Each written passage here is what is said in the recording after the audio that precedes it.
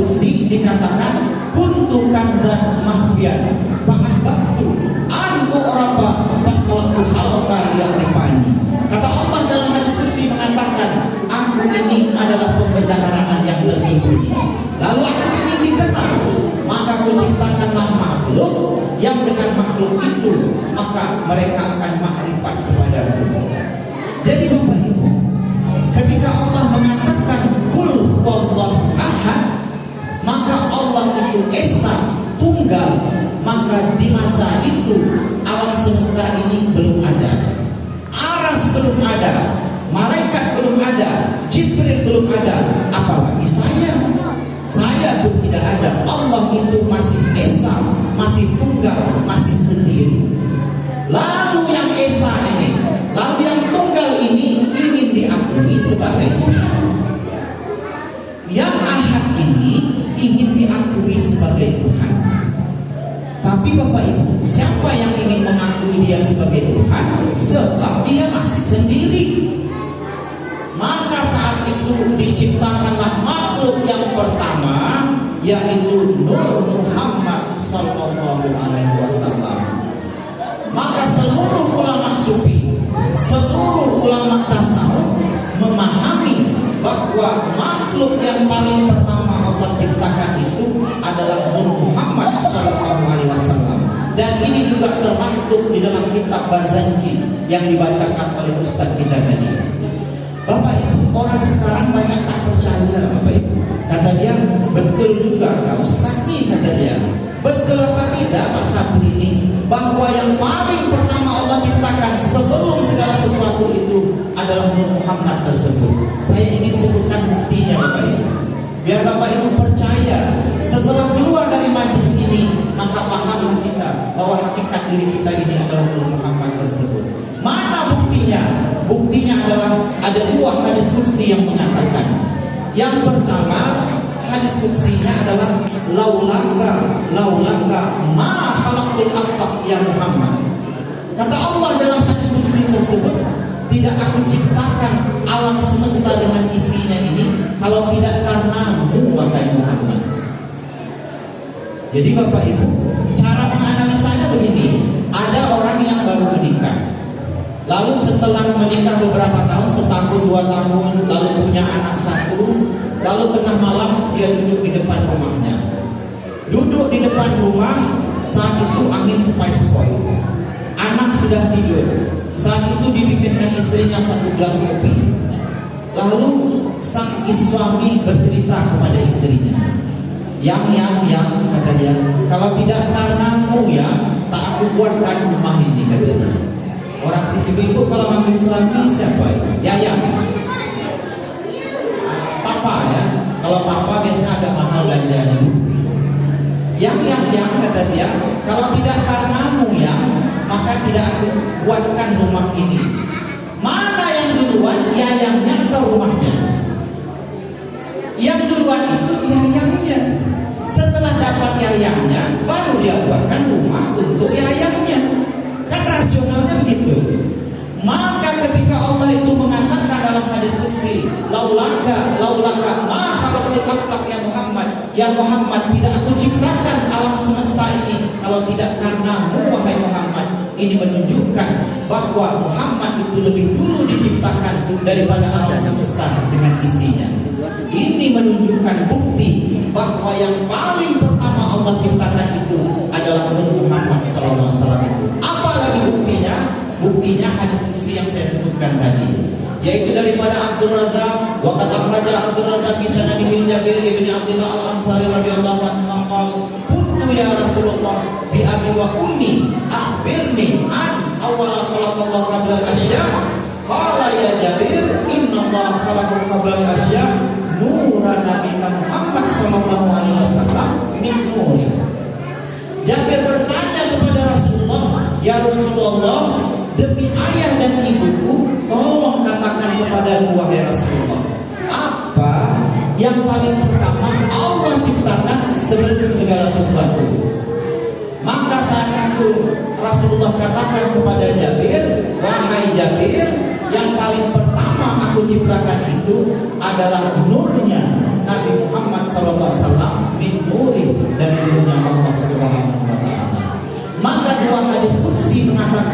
bahwa yang pertama atau makhluk yang pertama Allah ciptakan itu adalah Muhammad Sallallahu Alaihi Wasallam.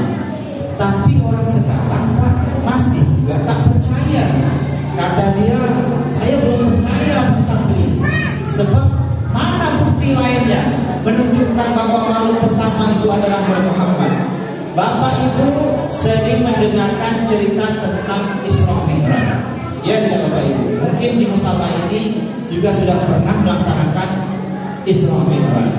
Isra Mi'raj itu yang berangkat Mi'raj itu 3. Yang pertama adalah malaikat Jibril. Yang kedua Buraq. Yang ketiga adalah Nabi Muhammad Sallallahu Alaihi Wasallam.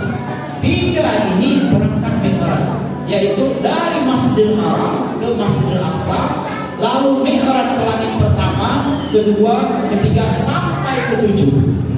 Ketika sampai di langit yang ke-7, saat itu malaikat Jibril masih menemankan Rasulullah. Ketika sampai di langit ke-7 untuk sampai ke Sidratul Muntaha, saat itu malaikat Jibril katakan kepada Rasulullah, "Ya Rasulullah, pergilah engkau sendiri Rasulullah untuk bertemu dengan Allah Subhanahu wa taala." Saat itu Nabi Muhammad bertanya kepada malaikat Jibril, "Wahai malaikat Jibril, dari bulan pertama kita berangkat dari Masjidil Haram ke Masjidil Aqsa, lalu sampai ke langit pertama sampai langit ke-7, engkau hendak menemankan aku wahai malaikat Jibril. Tapi mengapa ketika bertemu dengan Allah di Sidratul Muntaha tersebut engkau tidak mau menemankan aku wahai malaikat Jibril?" Maka dikatakan oleh malaikat Jibril, "Ya Rasulullah, aku tidak bisa ikut bersamamu wahai Rasulullah. Sebab kalau aku masuk ke alam tersebut, yaitu alam zat tersebut, maka aku akan hancur bersamaan dengan alam tersebut." Pertanyaannya Bapak Ibu, mengapa Nabi Muhammad sanggup, malaikat Jibril tidak sanggup? Sementara dalam pemahaman Ahlussunnah wal Jamaah, Nabi Muhammad SAW itu Isra Mi'raj dengan jasad dan ruh. Malaikat Jibril hanya pengaruh. Tapi mengapa Nabi Muhammad sanggup, malaikat Jibril tidak sanggup? Nah, di sini ada rahasianya Bapak Ibu. Jadi orang Yunani dulu, kalau Bapak Ibu dulu pernah belajar di kampus atau di perguruan tinggi, di perguruan tinggi itu dipelajari satu teori tentang penciptaan, namanya teori Creatio ex materia.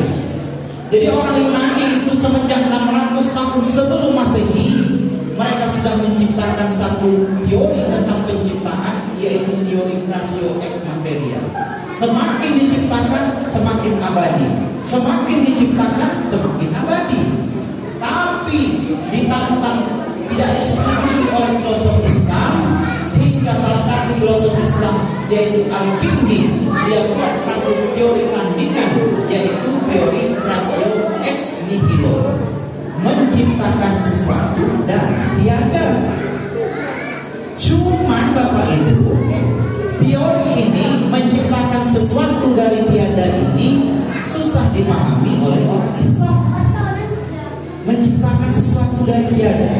Contohnya misalnya, kalau saya suruh bapak-bapak, ibu-ibu, bapak-bapak, ibu-ibu, malam hari ini silakan bikin kue bolu, kata saya bilang. Maka bapak ibu akan katakan, ini Pak Sabri ini bodoh atau bodoh nih, kata dia. Suruh bikin kue bolu, bahannya mana? Sebab membuat sesuatu itu, menciptakan sesuatu itu mesti harus ada bahannya. Maka dalam teori filsafat, yaitu teori emanasi tersebut, ketika yang ahad itu menciptakan makhluk pertama, ketika Allah itu masih ahad, masih esa, masih tunggal, maka ketika yang ahad ini menciptakan makhluk pertama, maka bagi orang filsafat pasti satu-satunya bahan adalah dirinya sendiri. Sehingga ciptaan pertama itu adalah ciptaan yang paling dekat, yang paling sempurna, yang paling serasi dengan Allah Subhanahu wa taala. Maka itulah mengapa wajar ketika Nabi Muhammad SAW itu bertemu dengan Allah di Sidratul Muntaha, Nabi Muhammad sanggup, malaikat Jibril tidak sanggup, sebab di dalam diri Nabi Muhammad itu terkandung ciptaan pertama, yaitu Nur Muhammad Sallallahu Alaihi Wasallam. Dalam kitab Maulid Habsyi yang ditulis oleh Al Habib Ali Muhammad Al Habsyi diceritakan, nur itu akhirnya berpindah dari sulbi Adam, lalu berpindah pula ke sulbi Hawa istri Nabi Adam, lalu berpindah pula ke sulbi Syekh anak daripada Nabi Adam, lalu berpindah pula ke sulbi para nabi dan para rasul, sehingga sampailah nur itu ke dalam sulbi seorang laki-laki mulia lagi tampan, yaitu Abdullah bin Abdul Muttalib. Maka ketika Abdullah bin Abdul Muttalib ini akhirnya menikah dengan Sayyidah Hamidah, maka saat itu nur ini pun akhirnya menzampir ke dalam rahim seorang wanita mulia, yaitu Sayyidah Aminah tersebut. Maka takdir Allah, saat itu Sayyidah Aminah akhirnya mengandung Nabi Muhammad SAW. Bapak Ibu yang dimuliakan oleh Allah Subhanahu wa taala, dalam kitab An-Ni'matul Kubra Alam tersebut diceritakan kejadian yang sangat luar biasa yang terjadi kepada Sayyidah Aminah ketika dia mengandung Sayyidina Muhammad sallallahu alaihi wasallam. Ada begitu banyak keajaiban, tetapi salah satunya adalah ketika beliau mengandung Nabi Muhammad SAW, saat itu Sayyidah Aminah selalu melihat para malaikat itu berdatangan ke rumahnya, lalu keluar masuk dari rumahnya. Malaikat ingin menyaksikan kelahiran manusia mulia, insan kamil, yaitu Nabi Muhammad SAW. Bahkan saat itu ketika berdekatan dengan hari lahirnya Nabi Muhammad SAW, saat itu ada cahaya yang begitu menerangi langit tanah Arab tersebut, sehingga seluruh orang Arab itu bisa menyaksikan ada cahaya yang begitu besar, yang begitu luar biasa di atas langit di tanah Arab tersebut, sehingga saat itu orang-orang yang mengetahui tentang kitab Taurat, mereka mengetahui bahwa ada tanda-tanda Nabi penutup akhir zaman itu akan dilahirkan. Bahkan saat itu ketika disebutkan dalam kitab tersebut juga, ketika Sayyidah Aminah itu tidur, maka saat itu dia begitu banyak bermimpi dengan para nabi sebelumnya. Salah satunya adalah Nabi Ibrahim dan Nabi Musa, dan Nabi Ibrahim dan Nabi Musa mengabarkan kepada Sayyidah Aminah bahwa dia akan melahirkan seorang manusia mulia, dan ketika anak ini lahir maka berilah nama dengan Muhammad. Maka Bapak Ibu, 12 Rabiul Awal 571, maka saat itu lahirlah seorang insan mulia, seorang insan kamil, yaitu Sayyiduna Muhammad bin Abdullah bin Abdul Muttalib bin Hashim bin Abdul Manaf bin Qusay bin Kilab bin Murrah bin Ka'ab bin Khalid bin Fihr bin Malik bin Madar bin Kinana bin Khuzaimah bin Mudrika bin Madar bin Nadar bin Ka'ab bin Adnan, cucu cicit Nabi Ismail bin Ibrahim alaihissalam.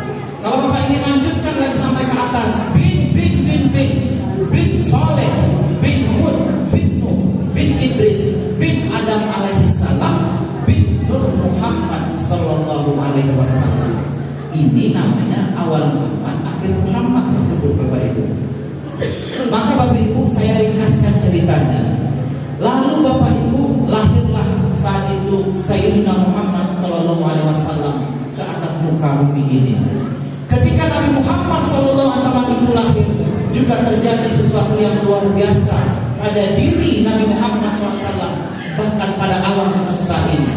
Nabi Muhammad lahir itu tanpa ada pembuluh, Bapak Ibu, tanpa ada darah sedikit pun ketika melahirkan Sayyidina Muhammad SAW.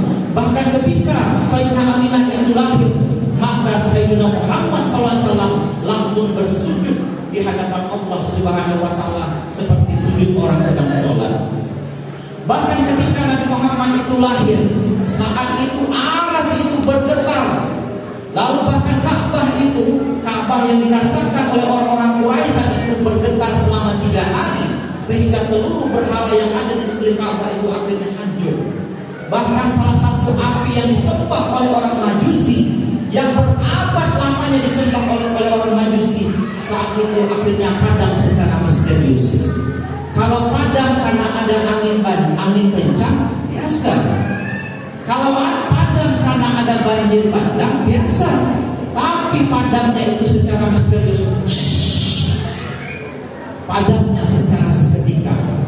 Maka saat itu orang yang paham dengan kitab Taurat, mereka mengetahui bahwa sudah lahir seorang manusia penutup akhir zaman, atau seorang nabi atau rasul penutup akhir zaman. Maka Bapak Ibu, akhirnya kita cepatkan ceritanya, Rasulullah berumur 38 tahun. Ketika Nabi Muhammad SAW itu berumur 38 tahun, saat itu beliau sudah menerima isyarat kenabian dan kerasulan tersebut. Sehingga pada umur 40 tahun, dengan sebelumnya bermustah di Gua Hira 3 tahun lamanya secara bertahap untuk mensucikan dirinya, maka di umur 40 tahun beliau menerima wahyu daripada Allah. Maka berdakwahlah Rasulullah di Mekah selama 13 tahun, lalu seterusnya di Madinah sampai beliau wafat. Maka Bapak Ibu, di sini sebenarnya ada rahasia yang ingin disampaikan kepada kita. Ada rahasia yang ingin disampaikan kepada kita. Apa rahasianya? Rahasianya adalah bahwa sebelum nur ini zahir ke batang tubuh Sayyidina Muhammad SAW, isyaratnya bagi umat Nabi Muhammad ini mesti mempelajari ilmu yang tersembunyi yang Nabi Muhammad ajarkan selama 13 tahun, yaitu ilmu hakikat atau ilmu tauhid dan tasawuf di dalamnya. Lalu ketika nur Nabi Muhammad SAW itu menjadi ke batang tubuh Sayyidina Muhammad, maka isyaratnya adalah kita mesti mempelajari ilmu zahir, yaitu ilmu syariat, yang ketika itu pada fase selanjutnya Rasulullah dakwahkan ketika sampai di negeri Madinah tersebut. Maka isyaratnya pada kita ini bahwa supaya kita ini mi'raj kepada Allah, supaya kita ini berjumpa dengan Allah terhadap seluruh amal ibadah yang kita lakukan, maka mesti harus digandengkan antara ilmu syariat dengan ilmu hakikat. Maka Bapak Ibu, saya betul-betul ingin menyarankan kepada Bapak Ibu, maka ulang kajilah ibadah kita selama ini, apakah sudah beriring antara jalan syariat dengan jalan hakikat. Sebab rahasia yang ingin disampaikan pada cerita Maulid ini, bahwa seluruh ibadah kita itu mesti beriring antara ilmu hakikat dengan ilmu syariat tersebut. Sebab kalau dipisahkan, maka dia tidak akan berlaku. Gelas tidak ada air, maka akan kosong. Syariat tidak berhakikat, maka akan kosong lompong, tidak dipandang oleh Allah. Hakikat tidak bersyariat, air ada tetapi gelas tidak ada, maka akan tumpah. Maka baru bisa sempurna ketika gelas dengan air ini serasi. Maka baru ibadah kita itu bisa sampai kepada Allah, sebagaimana Nabi Muhammad sampai mi'raj kepada Allah juga, yaitu mengiringkan antara jalan syariat dengan jalan hakikat. Saya ingin mencontohkan Bapak Ibu 5 menit ini, karena ini ending ceramah kita pada malam hari ini. Saya ingin contohkan ibadah puasa. Saya tidak contohkan tentang sholat karena terlalu panjang ceritanya. Tentang puasa itu mesti harus diiringkan jalan syariat dengan hakikat. Apa dia? Coba Bapak Ibu kita hitung diri kita ini.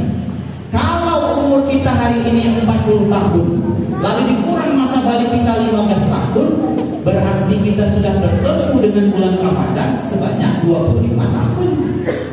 25 kali kita bertemu dengan bulan Ramadan. Satu bulan sama dengan 30 hari. 30 dikali dengan 25 sama dengan 750 kali.